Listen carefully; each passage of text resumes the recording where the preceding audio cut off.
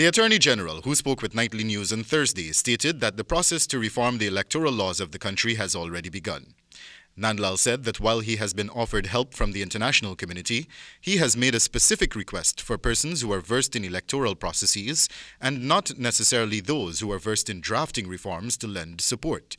He also stated that his government is more inclined to persons who are from the Commonwealth, as countries in that grouping share similarities in their constitutional and electoral processes, having inherited same from the United Kingdom.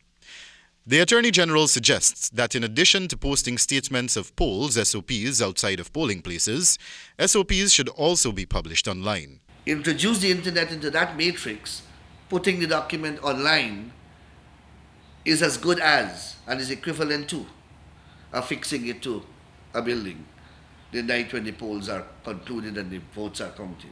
Noting that house-to-house registration and continuous cyclical registration are contradictory to each other, Nandlall posited that there needs to be verification on which system is to be adopted. If it's a continuous cyclical registration process, which I understand that is what exists in Guyana, then you can't stop the cycle and have a house-to-house at the whim and fancy of some political party. Nandlall further reiterated that based on a ruling by the Chief Justice, Roxanne George, non-resident citizens should not have their names removed from the voters list. He also spoke to circumscribing what the Chief Election Officer should include in his report and not giving that official the liberty to formulate or conceptualize whimsical data. Nightly News inquired of the Attorney General whether the electoral reform process would infringe on local government elections. In terms of the electoral reform, would that affect local government, the holding of local government elections in any way?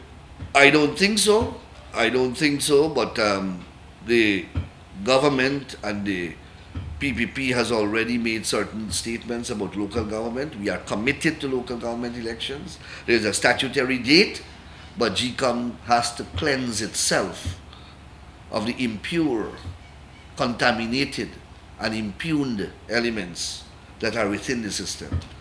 Nandlall further assured that the process of electoral reform is not intended in any way to create a disadvantage to any political party or entity. The electoral reforms that are being pursued are not intended to create any political or electoral advantage in favor of any political party, or that will cause any political party to suffer any disadvantage.